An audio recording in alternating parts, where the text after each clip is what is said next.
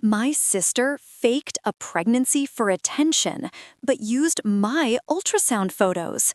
My heart pounded when I saw those photos on Instagram. They were mine, literally mine. The ultrasound I had 3 weeks ago, when I found out I was pregnant with my second child. But the name under them wasn't mine. It was my sister's, Beatrice. My name is Marina. I'm 31 years old, a commercial director at a tech company in Atlanta, Georgia, and at that exact moment, sitting on the sofa in my home office, I felt the floor disappear from under my feet. I'm so happy to announce that I'm expecting my first child, 3 months along, and I'm already in love. Thank you all for supporting me on this very special journey. I can't wait to meet my baby in September. Beatrice wrote under that ultrasound that was mine, my pregnancy, my baby. The comments blew up, more than 5,000 likes. My mother had commented with several heart emojis. My father wrote, "I'm so proud of my oldest daughter." Yes, oldest. Beatrice was 28. I was 31. But in that post, I didn't exist. Only the image of my ultrasound and her name. My phone started ringing. Messages, calls, aunts asking me why I hadn't said anything about my pregnancy since Beatrice was announcing hers. Old friends asking for details. People who hadn't spoken to me in years wanting to be the first to know. I stood up and called my sister. My finger trembled as I dialed her number.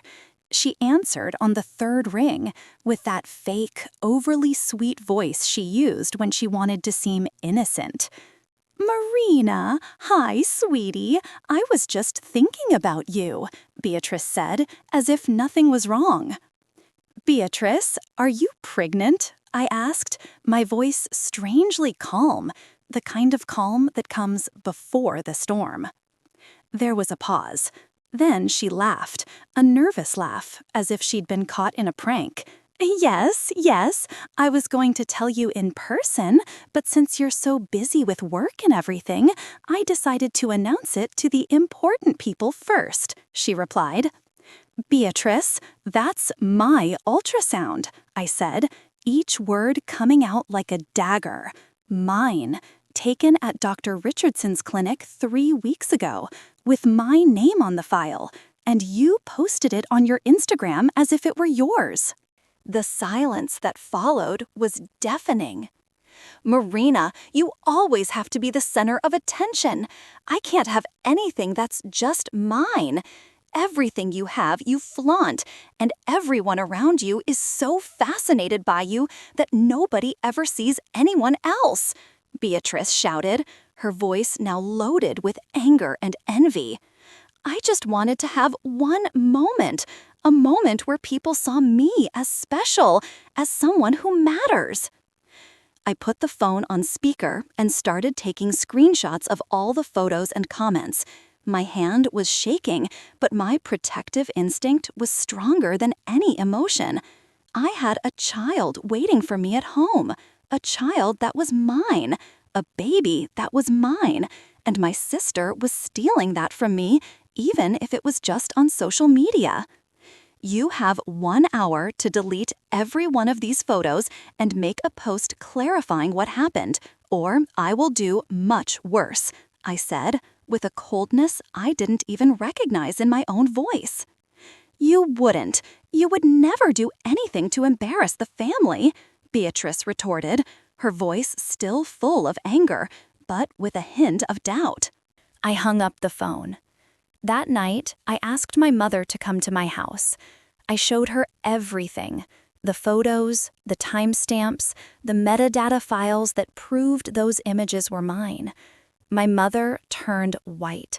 She didn't say anything for a long time, just stared at my iPad screen, her eyes moving from one photo to the next. "Your sister has always been different," my mother finally said, her voice small and defeated.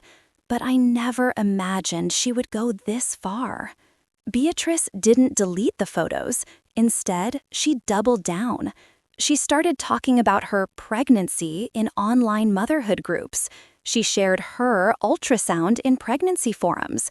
She created a separate Instagram account dedicated exclusively to her pregnancy journey, posting my photos every day with different captions, different stories. And while she was doing that, I was here, actually pregnant, invisible. My child, who was growing inside me, had disappeared to the world. I was replaced. My moment was stolen. My joy was hijacked. But I had a plan, and this plan would destroy everything Beatrice had built on the ruins of my photos. Folks, if you think this is crazy, just wait. What happened next was much, much worse. And if anyone here has ever had their image or their stories stolen by someone close, someone you loved, I want to hear from you. Leave a comment. Tell me about it. Because this story isn't just mine.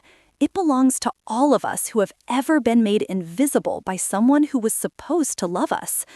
If you want to continue on this journey with me, subscribe to the channel. Let's see how this all ends together. To understand how we got here, you need to understand who Beatrice is. And to understand who Beatrice is, you need to go back 20 years. Beatrice was born when I was 3. My parents planned a big welcome party for her. I remember it, even if only in flashes of memory. I remember being in a pink dress, holding a doll, while my mother told me to be quiet because the baby was sleeping. I remember asking when she was going back to the hospital. I remember my father laughing and saying she was mine for life. But while my older brother, David, received the attention of a special boy and my father took him to baseball games, Beatrice ended up getting everything my parents thought she needed. Too much, even. My father was a man who believed that if you had money, you could buy happiness. Beatrice became his experiment. At 5, she already had more toys than I would have in my entire childhood. At 10, she had a laptop. At 15, she received a car for her birthday, while my mother gave me a quarter and expected me to appreciate the simple life. Marina is too responsible, my mother used to say. Marina is independent. Beatrice needs more support. What no one realized was that Beatrice didn't need support. Beatrice needed validation. And since my parents never learned the lesson that you can't buy self-esteem, they kept buying things. When I turned 15, I started working at a nearby restaurant. I saved every penny I earned. At 18, I had already applied for college scholarships. At 22, I had my first job at a legitimate company with a decent salary. At 26, I had bought my first apartment. Beatrice, meanwhile, started college, then dropped out. She started working at a clothing store, then left that too. She started dating a guy named Marcus, then left him. She started working as a digital influencer, then realized she wasn't earning enough. Beatrice's story was always that of a person waiting for someone to come and save her, waiting for someone to recognize her special potential, waiting for life to just happen for her without her having to do anything. And the stories she told about me, that I was selfish, that I was cold, that I had gotten everything by being soulless, heartless, just working like a machine. She would say things like that to our aunts. Marina doesn't know what real relationships are because she's always focused on money. I'm more human, more emotional, more alive. When I married David, my now ex-husband, Beatrice showed up at my wedding in a dress that was practically identical to mine. Not a guest dress, a wedding dress. She planned it, she chose it, she knew exactly what she was doing. My father refused to say anything. My mother whispered for her to put a coat over it. My grandfather, who had terminal cancer at the time, just shook his head in disapproval and left the ceremony. 3 months later, my grandfather died. He left me an inheritance of $120,000. He left Beatrice a letter that said, "I hope you learn in your lifetime what it means to build something that is truly your own." Beatrice burned the letter, literally burned it in a fit of rage in the basement of our parents' house. And then came my divorce. David, my then-husband, had signed a prenuptial agreement without reading it properly. He expected to get half of everything when we ended our 5-year marriage. But thanks to that paper he had signed, he got nothing. Nothing except the obligation to pay child support for our daughter, Sophia, who was 3 at the time. Beatrice and David started seeing each other right after. They didn't hide it. In fact, I think that's exactly what they wanted. For me to know, for me to see, for me to suffer. When my son was born 2 years later, with a wonderful man named Michael, who truly loved me, Beatrice showed up at the hospital and took pictures of the baby, without permission, and posted them on Instagram as if he were hers. "This is my favorite nephew," she wrote. But what she really meant was, "This is my son." My mother called me at the time. "Marina, your sister is gossiping to the neighbors that you're jealous of the attention she's getting with your baby. She's saying you're too possessive." That's when I began to understand. Beatrice didn't want to be seen. Beatrice wanted to be me. And if she couldn't be me, she would do everything to make sure no one else could be me either. But I didn't yet know how far she was willing to go. Are you seeing the pattern here? Envy, obsession, the need to be the center of everything no matter the cost? Many of you have said this in comments on my previous stories. "Marina, my sister is like that with me too. Marina, my brother always stole my success." I read every one of those comments, and my heart breaks because we shouldn't have to deal with this within our own families. But we do, and today you're going to see how I dealt with it. Subscribe to the channel if you haven't already. Leave a comment telling your story, because together we understand each other. Together we support each other. Let's continue.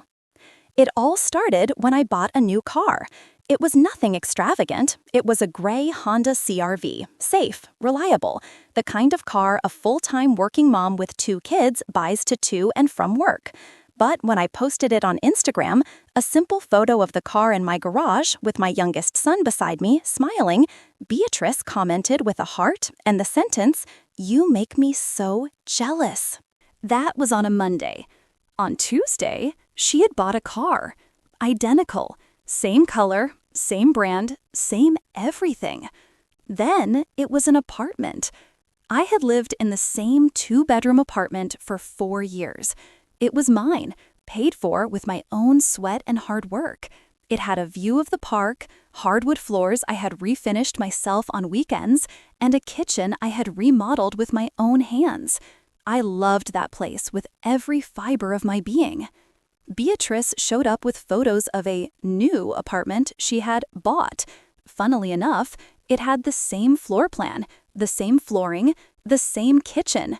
I later found out she was taking screenshots of the photos I posted, altering them here and there, and reposting them as her own. "Marina, Beatrice posted those pictures you took of the remodeled kitchen," my mother said when she called me one day. "Let her, Mom," I replied wearily, because deep down I knew Beatrice was living a life that wasn't hers, a fantasy life, but I didn't know that was just the beginning. When I found out I was pregnant for the second time, I was radiant. Michael and I had planned this baby for a year. It was wanted, it was loved, it was perfect.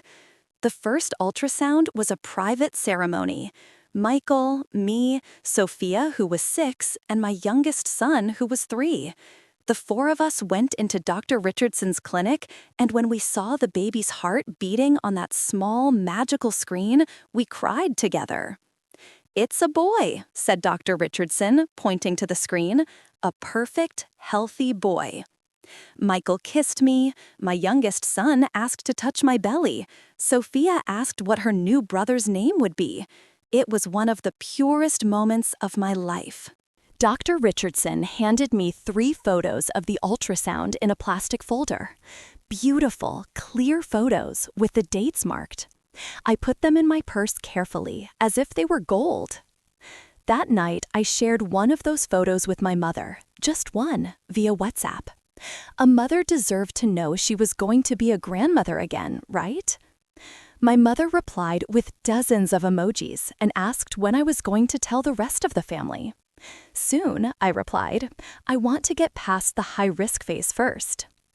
I made her agree not to tell anyone. I asked her explicitly. 3 days later, Beatrice posted that ultrasound on Instagram.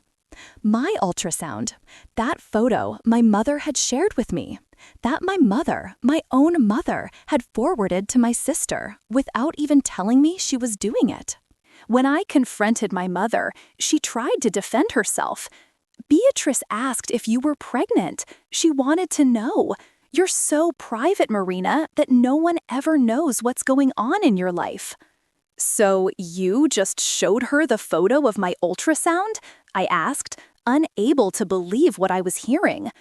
I thought Beatrice said she was pregnant too. She wanted to share the moment with us, as a sister, as a connection, my mother said, and for the first time in my life, I heard regret in her voice.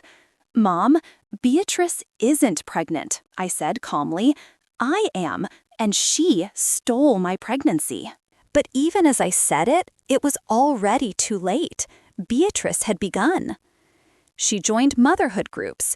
She participated in discussions about pregnancy symptoms that I was having, but framed them as her own. She posted about her pregnancy cravings, which were the things I had posted about. She even started mentioning that she was having back pain, morning sickness, swollen feet. Everything I had, everything that was mine. And the worst part? People believed her, because she was speaking their language, because she was offering the narrative of a first pregnancy, a first baby, a first motherhood, and because the world, the internet, the mom groups, the friends, wanted to believe her. Meanwhile, I was reduced to comments like, "Wait, Marina posted too? How weird." Beatrice had made me completely invisible, not just as a mother, as a woman, as a person. And when I called her and asked her to delete the photos, she just laughed. "You can't prove they're yours," she said confidently. "They're just pictures of an ultrasound. Anyone can have one like that." But I could prove it, and I would. 2 weeks had passed since that call. 2 weeks in which Beatrice not only refused to delete the photos, but doubled her efforts. She created a blog called My Journey to Motherhood with Beatrice, and on it she posted in detail my pregnancy.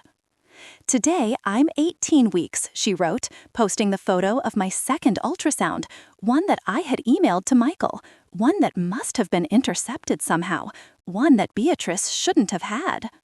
I feel my baby kicking now. It's so magical, so special. I never imagined it would be so incredible." The comments poured in by the thousands. "Congratulations! What a special privilege!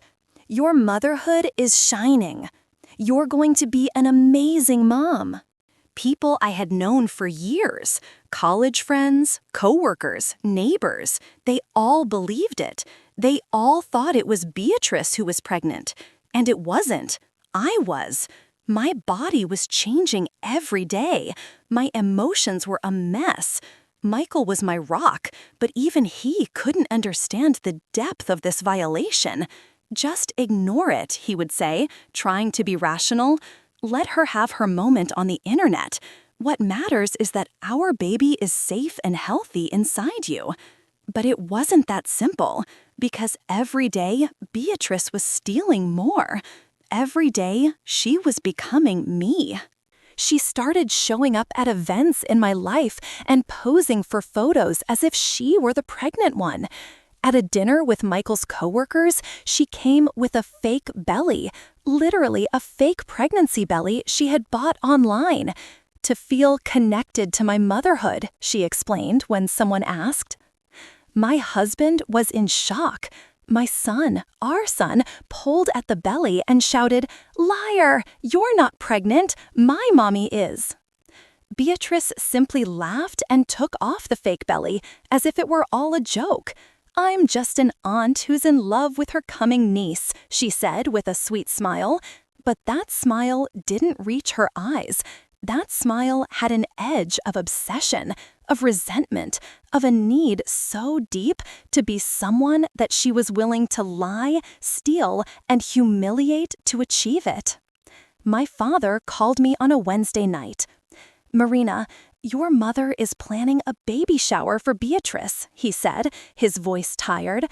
"She sent out invitations. To you, too, of course." "What?" I asked, my voice louder than necessary. "A baby shower? For Beatrice? Dad, Beatrice isn't pregnant." "I know," my father replied, "but you know how your mother is. She just wants you all to get along. And apparently, Beatrice convinced your mother that this would be a way for you to reconnect as sisters." "Reconnect?" I couldn't contain the bitter laugh.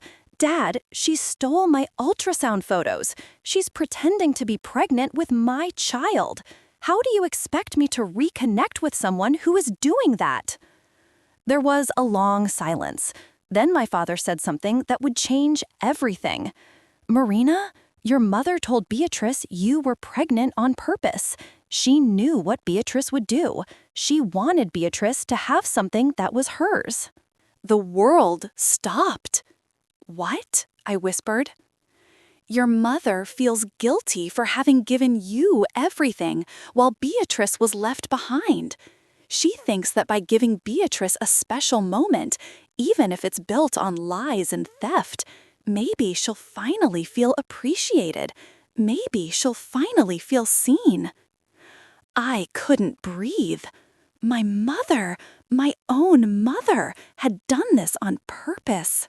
"Dad," I said, my voice trembling, "I am not going to Beatrice's baby shower. And you should tell Mom that if she continues to support this lie, I will take her grandchildren out of her life." "Marina, don't be like that." "I'm serious, Dad, completely serious." I hung up the phone, and that night, while Michael slept beside me, I did some research. I made some calls, and I started to assemble a plan so careful, so meticulous, that when executed, it would leave no room for anyone to touch me again. Because it was time for Beatrice to learn who I really was, not the passive sister she thought I was, not the woman who allowed herself to be stepped on and stolen from, but someone who fought tooth and nail for what was hers. And the revenge I had in mind, it was made of truth, proof, and an exposure so public that Beatrice would never be able to look at her own reflection in the mirror again. Beatrice's baby shower was scheduled for a Saturday at noon at a fancy place called the Willow Room, an event space in Midtown Atlanta. My mother had sent invitations to nearly 100 people. 100 people who believed Beatrice was pregnant. 100 people who were going to find out the truth that day. I wasn't going there as a guest. I was going as the truth. On Friday night, I sent an email to the event venue. I identified myself as Marina Hayes, the owner of the content in Beatrice's pregnancy photos, and attached documents proving that all the images were mine. Timestamps, file metadata, records from Dr. Richardson's office, everything. I also sent the same email to the main local newspapers in Atlanta, the local TV station, and the most important tech journal in the city, because, as would be discovered later, Beatrice had built her pregnancy influencer career on lies, and there were several brands sponsoring her based on these stolen images. That night, I started getting calls. "Marina, this is Linda Watson, a reporter from the Atlanta Constitution. We'd like to speak with you about this situation with your sister. I understand she stole your ultrasound photos." "Marina, I'm David Chen from News 4 Atlanta. We're interested in covering this story for our afternoon segment. Would you have time for an interview?" I confirmed with both. I scheduled times. And then I did the most important thing. I called my lawyer. My lawyer was an iron lady named Sharon Patterson. She had represented me in my divorce and had been the mastermind behind the prenuptial agreement that saved my assets. Sharon took no prisoners, and she loved a good case. "How much do you want to sue for?" she asked after hearing the whole story. "Everything," I replied. Sharon laughed, a laugh that sounded like justice. "Perfect. I'll draft a suit for identity theft, copyright infringement, defamation, and unauthorized use of image. I'll also include a request for the removal of her social media accounts and compensation for emotional and financial damages. How much do you think you've lost in terms of business opportunities because of these lies?" 2 of my sponsors canceled contracts with me because they thought I was duplicating maternity content with my sister, I said. I lost approximately $35,000 in revenue. "Perfect. We'll include that too," Sharon said, typing quickly on her computer. "The initial court filing will be delivered on Monday, but I'll notify the police about the identity theft now. They may want to open an investigation." Saturday arrived. I was at home, sitting on my sofa, drinking warm tea as the news started to come in. The first email was from the event venue manager. "Mrs. Hayes, I have received your documentation. Please know that you have our full support. We will not allow any false content to be used at our facility. The event will be canceled immediately." The second email was from an advertising agency. "Mrs. Hayes, after an investigation, we have discovered that our campaigns with Beatrice Hayes were built on stolen content. We are terminating all contracts immediately and will have no further contact." The third email was from Instagram. "The account for Beatrice Hayes has been suspended for copyright infringement and identity theft." And then the messages started on my phone. My mother. "Marina, what have you done? Beatrice is devastated. The event was canceled." "Marina, can we talk? Everything is getting out of control." An aunt. "Marina, your mother is saying you destroyed your sister out of jealousy. Is that true?" I didn't answer any of them. Instead, I got the call I was expecting. "Mrs. Hayes, this is the Atlanta Police Department. We'd like to ask you a few questions about the identity theft committed against you." The detective called me in on Monday. I had coffee with him at a cafe near my work. I showed him all the documents, all the screenshots, the entire timeline. "This is quite clear," the detective said, shaking his head. "Your sister didn't just steal your images, she earned income from them. That makes this more than just a civil issue. We'll investigate." On Tuesday, the story broke in the newspaper. Sister steals pregnancy ultrasound and poses as mother on Instagram. Now faces lawsuit and criminal investigation. The story spread fast, very fast. Twitter, Reddit, TikTok, national news sites started to pick it up. Woman faked pregnancy with stolen sister's photos, destroying reputation for financial gain. Beatrice disappeared for 3 days. She didn't answer calls. She didn't post anything. Her Instagram account remained suspended. Her followers, who were actually fans who believed she was a pregnant mother and influencer, started leaving confused comments on her old posts, now explaining that it had all been a fraud. "How could you deceive us like this? What a despicable woman! I hope you go to jail." The comments became darker, more virulent, more violent. On the 4th day, my mother showed up at my door, unannounced. Her eyes were red and swollen from crying. "Marina, you've gone too far," she said, her voice small and frail. "Beatrice tried. She tried to hurt herself last night." My heart stopped. "What?" I asked, opening the door completely. "She took a bottle of pills. The paramedics got there in time. She's under observation at the hospital. Marina, this blood is on your hands." I felt the floor disappear from under my feet, not because I felt remorse, because I didn't, and I still don't, but because the situation had suddenly escalated in a way I hadn't fully anticipated. "Mom, sit down," I asked, pointing to the sofa. She sat, trembling. Michael appeared from the kitchen, immediately offering a glass of water. "Do you know what Beatrice did?" I asked my mother with absolute calm.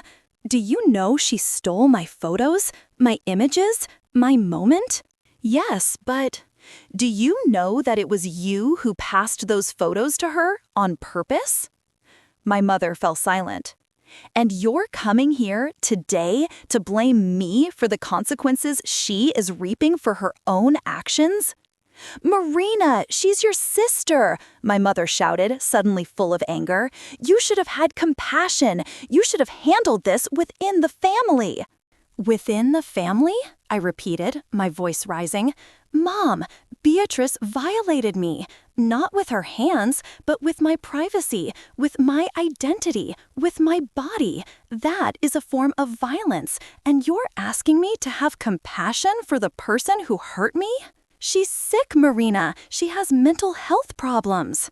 "Then let her get help from a therapist, but I will not let her use her mental health as an excuse to steal mine," I said, pointing to the door. "I need you to leave my house, now." My mother stood up, offended, but before she could say anything, Michael intervened. "You heard Marina. Leave," he said, his voice firm but polite. My mother left, slamming the door.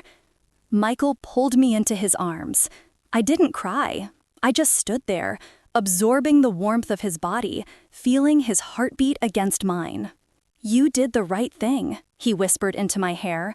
"What she did was wrong, and you had the right to defend yourself." On Wednesday, I got a call from Sharon.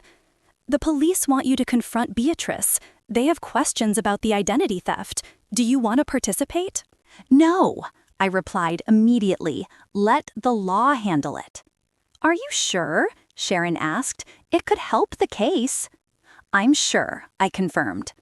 On Thursday, an article came out in the local paper saying that Beatrice had been hospitalized for mental health issues and that a criminal investigation was underway. On Friday, I received a letter in the mail. It was from Beatrice, handwritten with trembling letters. "Marina, I have no excuses for what I did. I have no rational justification. All I can say is that I've spent my entire life watching you have everything: success, money, family, respect, and none of it ever came to me. It all seemed unfair. It all felt like the universe had decided you deserved more than I did. So I stole your moment, your shine, your photos, because if I couldn't have the life you had, at least I could have the appearance of having it. I know that doesn't justify anything. I know I hurt you deeply. I know I've lost you as a sister. I'm in a treatment program now. I'm seeing a psychiatrist. I'm taking medication. And I'm learning that envy and resentment can destroy you from the inside out, much faster than they can destroy the person you envy. You don't have to answer this letter. You don't have to forgive me. But I wanted you to know that I made a mistake, a grave mistake, and that I'm paying for it. With remorse, Beatrice. I put the letter in an envelope and saved it. I didn't reply, not because I was cold, but because I had nothing to say that could help her at that moment. Folks, I know that was heavy. I know many of you are feeling sorry for Beatrice right now, and that's okay. Compassion is important, but I want you to remember one thing. Beatrice had the opportunity to do the right thing. She had the opportunity to delete those photos, to sincerely apologize, to acknowledge her mistake. But instead, she doubled down. And the consequences of our actions always catch up with us. Always. If you enjoyed this story, if you understood what Marina had to do to protect herself, please subscribe to the channel. Leave a comment telling me if you know someone like Beatrice, if you've ever faced something similar. Because this story isn't just about Marina. It's about all of us who have had to defend ourselves from people who love us, but who also hurt us. You are not alone. I'm here with you. We're in this together. Let's continue. 3 months passed. Beatrice was still in the residential treatment facility. Her parents were paying for her stay, which cost approximately $4,000 a month. My father had called my lawyer to negotiate an out-of-court settlement with Beatrice, but Sharon was unequivocal. There is no settlement. Beatrice stole your intellectual property, deceived consumers, and profited from it. We are going to court. The trial date was set for November. There were still 5 months to wait, but in the meantime, life went on, and in ways I had never imagined. The story had reached national media. A magazine called Elle contacted me about doing a profile. A podcast called Twisted Sisters requested an interview. A documentary producer named Richard Hall called my lawyer, suggesting a Netflix film about my story. "Do you want to do this?" Sharon asked, putting the phone on speaker. I thought about it.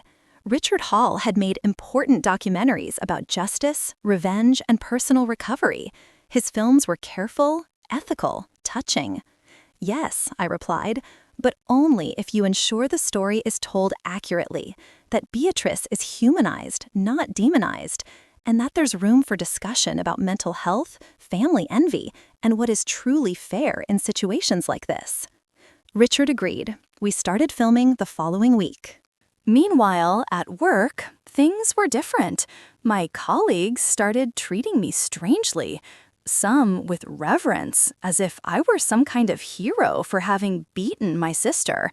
Others with disdain, as if I were the villain who had destroyed her family. My boss, Tom Richardson, called me into his office. "Marina, how are you?" he asked, closing the door. "I'm fine," I replied, sitting down. "The company is very impressed with how you've handled this situation. You've been professional, clear, and haven't let personal matters affect your work," Tom said, flipping through some papers on his desk. "Thank you," I replied, cautiously. "I'm offering you a promotion, Vice President of Commercial Operations, a 25% raise, and a $50,000 bonus this year in recognition of your achievements," Tom continued, looking up to meet my eyes. My heart sped up. "Tom, thank you. I'm honored." "You've deserved this for a long time, Marina. This was just the final push you needed," he smiled. "Congratulations." When I left his office, my phone rang. It was my father. "Marina, your grandfather had a heart attack. He's in the hospital. Can you come?" My grandfather, my father's father, a man I loved deeply, despite all the distance that had grown between us. I rushed to the hospital. When I arrived, I found my grandfather in the ICU bed, connected to several tubes and beeping machines. My father was by his side, as were my aunts. "He's stable for now," said an aunt, Janet. "The doctors think he'll pull through." I sat beside my grandfather. His eyes were closed, but his hand was warm. "Grandpa," I whispered, holding his hand. "It's me, Marina. I'm here." His eyes fluttered open. He looked at me, and even in his fragile state, he smiled.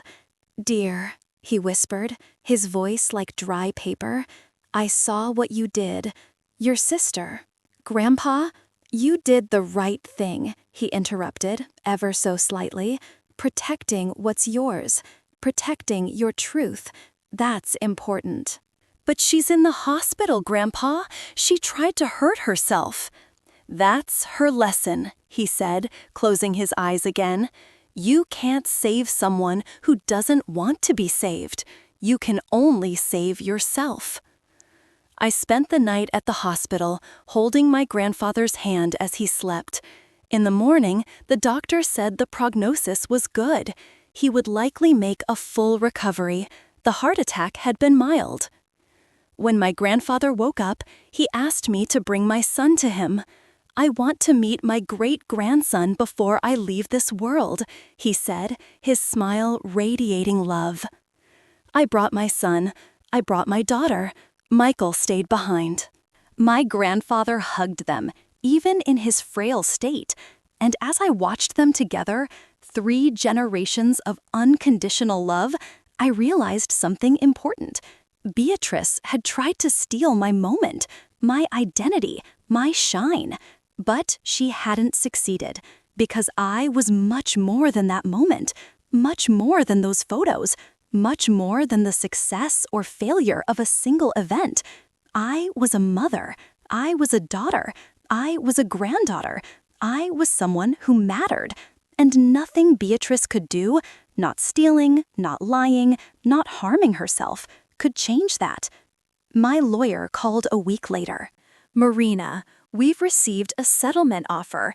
Beatrice is willing to pay $100,000 in damages, and in addition to accepting all charges and agreeing to a permanent restraining order that prohibits her from using your images or likeness." "And the criminal investigation?" I asked. "She will plead guilty to first-degree identity theft, a sentence of 1 year of probation, plus being placed on the Identity Theft Offender Registry." I thought about it. My lawyer waited for my answer. "I accept," I said finally. "Are you sure?" Sharon confirmed. "You could get more if we went to trial." "I'm sure," I confirmed. "I just want this to be over. I want to be able to move on." The trial week was canceled. In its place, Beatrice signed the settlement documents. She paid the damages. And she disappeared. Literally disappeared. After leaving the residential treatment facility, she moved to Portland, Oregon. My father kept in touch with her, but I didn't. We have no contact to this day. My mother, for a time, tried to repair our relationship. She apologized for sharing my photos. She apologized for supporting Beatrice. I accepted her apology, but set clear boundaries. "We can have a relationship, Mom, but it will be different now. You will not have unrestricted access to my life. You will not know my secrets. You will not know my joys until I decide to share them. You built this," I said when we met at the cafe. My mother cried, but she agreed. And so our lives went on. My son was born on a hot September day in a hospital in Atlanta, with Michael by my side, holding my hand through every contraction, every scream, every intense moment of labor. He was perfect. 10 fingers, 10 toes, a heart that beat strong and steady, blue eyes like the ocean, a small pink mouth that searched for milk as soon as he was placed on my chest. We named him Benjamin, after my grandfather, who had taught me the most important lesson of my life. You can't save someone who doesn't want to be saved.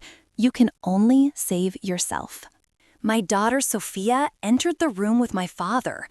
When she saw the baby, her eyes filled with tears.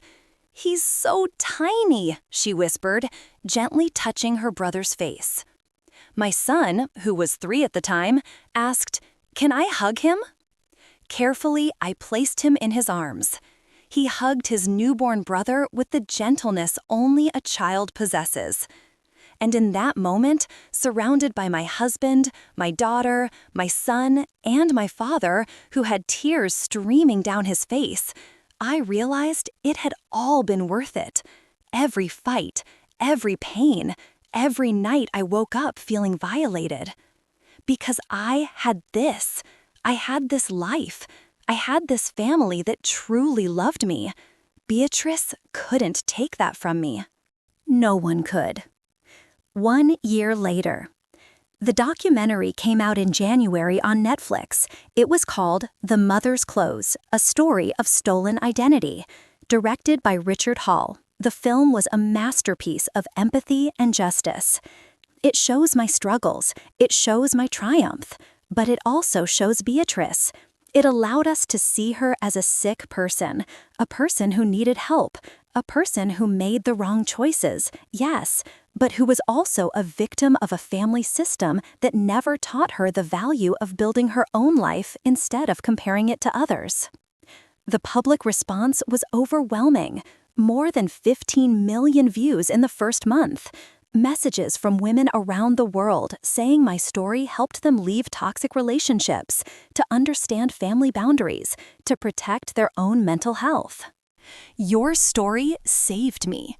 I was the Beatrice. My sister was you. And after watching your film, I understood that I needed to stop living her life and start living my own. Beatrice saw the documentary. My father told me she called him in tears. I never realized how much I was hurting her, she said on the phone. But we didn't talk. That chapter was closed. Today, 2 years later. I am 33 years old. My net worth has grown to over $3 million. I sign contracts as a consultant. I travel the world giving talks on resilience and family well-being. My book, also titled The Mother's Clothes: Reclaiming Your Space, is on the New York Times bestseller list. My grandfather turned 90 and continues to teach me lessons. My father and I have a rebuilt relationship based on honesty and healthy boundaries. My mother is still trying. It's not perfect, but it's getting better. Michael gives me flowers every month for no special reason. My children are growing up loved and secure. And Beatrice? Beatrice lives in Portland. She works in a small office as an administrative assistant. She is in regular therapy. She is learning to build her own life, not mine, not anyone else's, hers. My father told me she once asked if I would be interested in talking. I let the answer be no, but I also left a door open. A door she can open if one day she decides she is ready to truly apologize and to truly change. But until then, I move forward. Sometimes protecting yourself means distancing yourself from people you love. Sometimes justice means allowing others to reap what they sow. Sometimes mercy means standing still and allowing people to make their own choices, even if those choices hurt them. I learned that envy is a poison we drink hoping the other person will die. I learned that comparison is the thief of joy. I learned that you cannot be responsible for someone else's happiness if that person refuses to seek their own. But most importantly, I learned that my life, my body, my story, my truth, these are treasures that only I possess, and no one, not even family, has the right to steal them. I am Marina. I am a mother. I am a woman who fought for herself, and I am alive, at peace, and secure in the woman I have chosen to be. This is my story, and it deserved to be told. Everyone, thank you for traveling with me on this emotional journey. Thank you for believing in Marina. Thank you for understanding that sometimes the people we love do the worst things. And thank you for recognizing that defending yourself is not selfishness, it's survival. If this story touched you in any way, please leave a comment. Tell me your story. Tell me about a time you had to defend yourself from someone you loved. Tell me how you recovered. If you're not subscribed to the channel, please subscribe, because stories like this, stories of women, stories of families, stories of justice and recovery, they need to be told, and they need to be heard. I am the channel for stories no one else would tell, stories that people live, that people need to share, that people need to hear. Thank you for being here. Thank you for allowing me to share the life of Marina, of Beatrice, of a family that broke and is slowly coming back together. We'll meet again soon with another story, another truth, another journey. Until then, take care of yourself, protect your peace, and remember, you deserve all good things. See you soon.